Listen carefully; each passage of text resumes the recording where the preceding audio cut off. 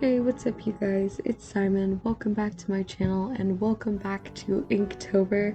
So first up we have day 14, which was like another sort of like cloudy like goddess type character.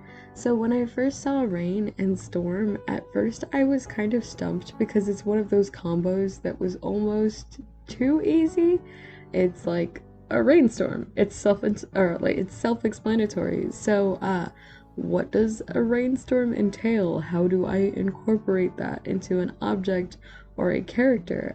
I couldn't do a landscape, not because I'm technically incapable of it, but because I felt like that would be super boring.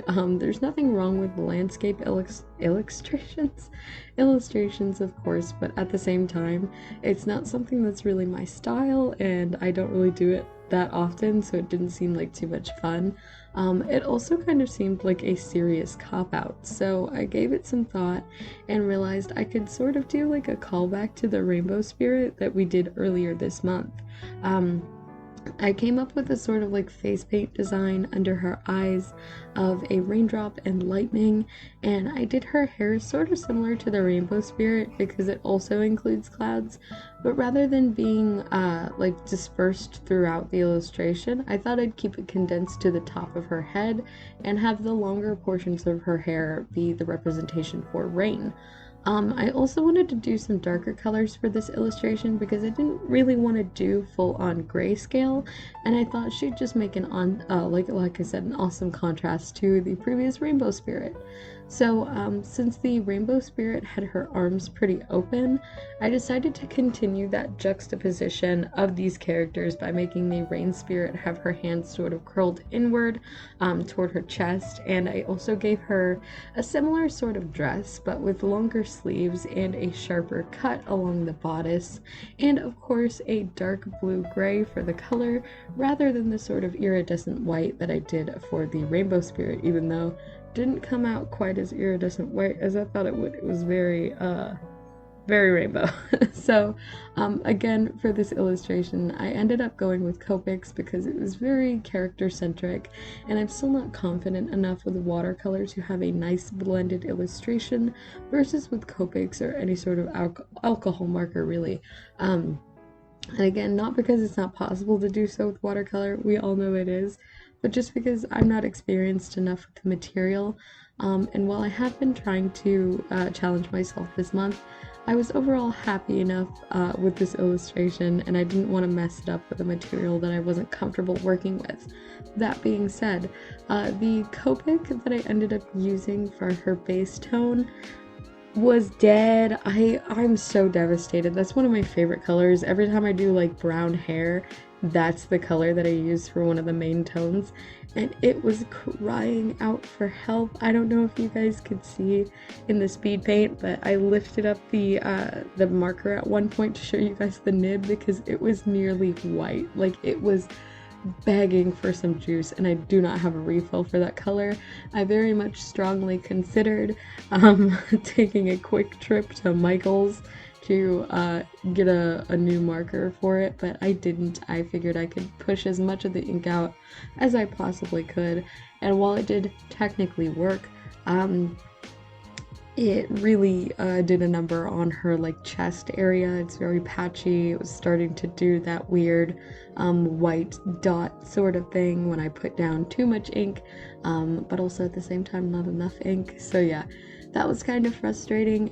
From a distance you can't really tell, but up close you can definitely tell, which is sad because up close is where you can see the most detail and all the little like pieces of her fingers and stuff like that. So yeah, it's kind of sad, but yeah. So here's our Rainstorm character. It wasn't the direction that I was expecting her to go in, but overall I am really excited about how she turned out. I loved the effects in her hair and the contrast of the like white designs on her face, and I really like how well she complements the spirit despite being somewhat unintentional at first. So yeah, here is our rainbow spirit, and we will be moving on to day 15.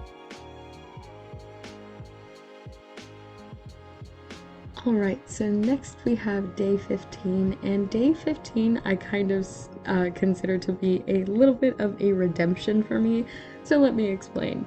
Y'all know day 12 was meant to be like a sort of clear liquid Posca experiment with some strawberries on the inside, but ultimately it didn't end up working out how I wanted it to. But, like I said, I have been redeemed. What I think really helped me with the effects this time was working digitally. I thought of what the colors would look like if they were solid, lowered the opacity, and tried my best to keep note about how it changed the colors of the items that were inside the liquid, so in this case the eye. And now I'm realizing I totally forgot to talk about the thought process behind the illustration. So, Witch's Brew and Core were our prompts today, and I had an idea almost immediately, but the question was, how was I going to execute it? Because the idea was so simple. There were a lot of different ways that I could go about it. Obviously, I was going to be illustrating some type of potion with something at its core, but what shape of the bottle would I be using and what would be at its core was sort of something that I was kind of playing around with.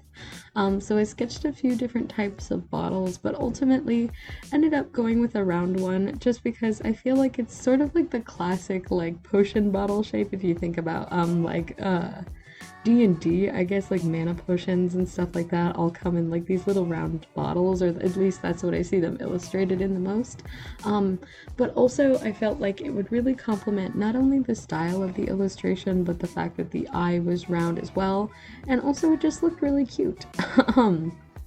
As for the core, there were a lot of different ideas, some given to me by my husband, which was the idea of a lava crystal, and while I thought this idea was super cool, I knew if I did something like that, I'd end up putting more focus on the crystal rather than the illustration as a whole, but I really want to try to draw that at some point.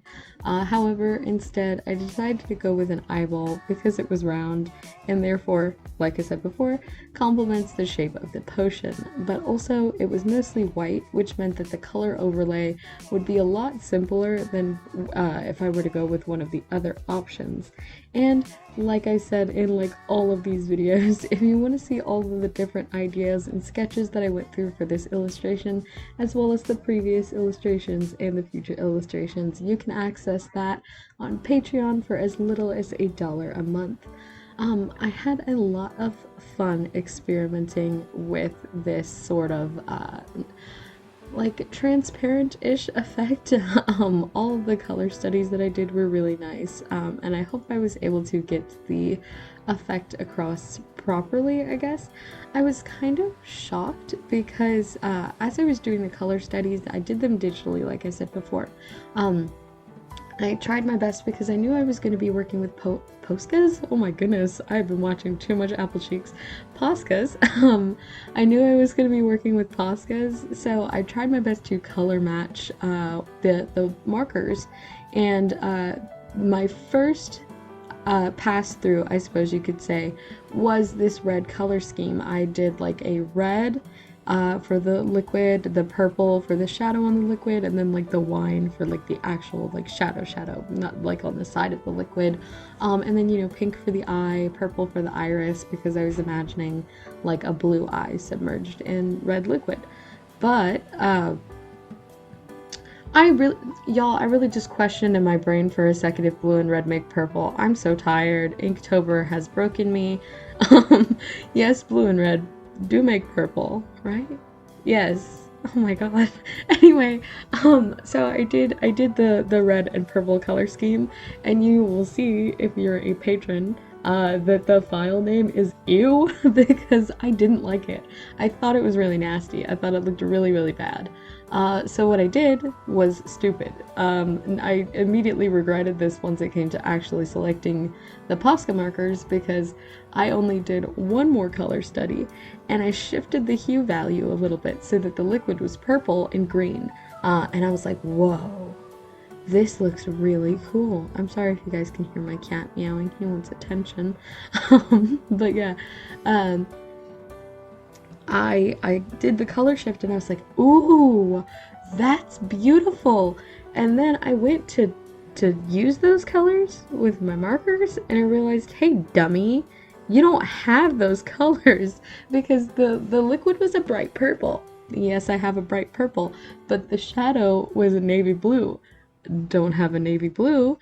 And the top shadow was like a very rich forest green. Don't have a forest green. So I was like, what were you thinking? You don't have any of these colors. Yes, it does look better than the red, or at least than the red did in the color study, but you don't have those markers.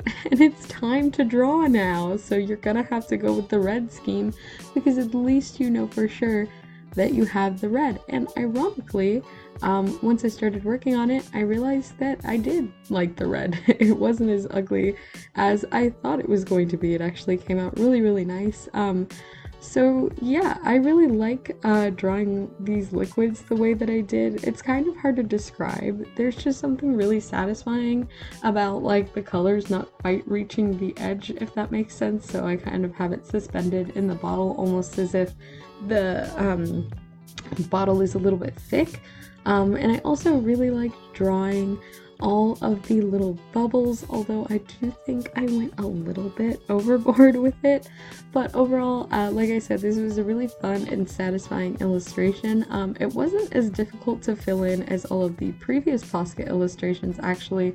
It went a little bit smoother. It wasn't as painstaking on my hand. The red was a little bit of an issue, but other than that, I really liked it. So here's day 15. Okay, so here we are getting caught up today. We have day 16. So by today, I was starting to feel a little bit of a burnout. So initially when I saw all of the prompts for both of the lists on day 1, I decided to choose them because I was really excited about them. I thought they were pretty unique and interesting, and while that is true, after reaching the halfway point of Inktober, day after day coming up with illustrations, I was getting pressed for ideas. So in the end, I decided to lean more towards the bird end of the first prompt rather than the feather because I felt like that was like sort of the more intriguing of the two. So I decided to do the logical thing and Google some birds with stripes because our words for today are bird and stripe. So to my surprise, I found a woodpecker because for some reason I didn't know what woodpeckers looked like. I don't know, like if you think about it, I grew up with cartoons like Woody Woodpecker and stuff like that. Like I've seen a woodpecker, but my brain was like, no, I don't know what that looks like. I don't know what that is. So, seeing a woodpecker, and naturally due to their color palette being nearly exclusively black, white, and red, I decided to draw a pretty basic e-girl. So I'm willing to admit that the illustration for day 16 is kind of cop-outy. Usually I like things to be more transformative than just bleaching the color palette, but I figured we were pretty deserving of a break. Like I said, we have been exhausted. Me have been exhausted. So I figured a simple illustration that's just kind of relaxing to work on, that doesn't have a crazy pose or expression or story or detail, just something like easy and simple would be really nice for me. I also felt like it would be okay to do like a very simple color scheme like this because it's kind of spooky. And yeah, I don't really have too much to say about this illustration, so I'll just kind of ramble for a little bit. And tell you guys a little bit about, I guess, the miniature thought process. So, like I said, there's not too much, but I basically had, like, the idea was to do the sort of, like, front-dyed bangs, if that makes sense, for, like, the head portion of the woodpecker. I guess that's bright red. And also somebody requested that I do a 3-marker challenge for this Inktober. So I was like, you know what? I will do that. So I went with, I think the markers where I used the colorless blender, which it doesn't count as a marker because it's clear, but I used R21, R27, I think it might have been 29, but I think it was 27, and then I think it was N8. I really like the neutral grays in the Copics. I think they're honestly. They're meant to be neutral, but I think they're a little more cool than the cool tones, to be quite honest. I think they just look really, really nice. They always work like in place. If I'm thinking of a cool tone gray, I can grab one of the neutral grays and get relatively the same effect. So I really like them, so I decided to go with that because I was a dummy. I'd initially planned to do her hair in black, like just straight black with what was it, the Tombow Fudenosuke pens, like I did with day one. However, uh, again, as I was busting out line art like a dummy, I did the line art in brown, and I was like, oh no, if I do that, it's gonna cover up all of her lines. It won't make any sense. So I decided to go with a really dark gray Copic instead. So like I said, that's what I did. I used the N8. And then for her skin, I sort of just blended it with that pink, that R21.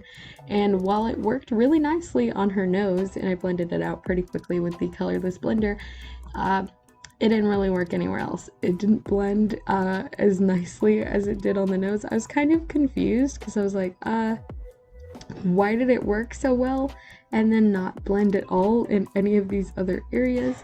I don't know if it's because I did my usual method of jumping around the face and then quickly going to blend, because there was no base tone that was down. There was just the paper, so I imagine that that could have been part of it. Maybe they just dried very quickly and then blending didn't really help much after that. So yeah, that was kind of frustrating. And I also feel like I didn't really incorporate too much of the stripe aspect. So the stripes were meant to be like her hair, because like I said, it's meant to resemble like the woodpecker.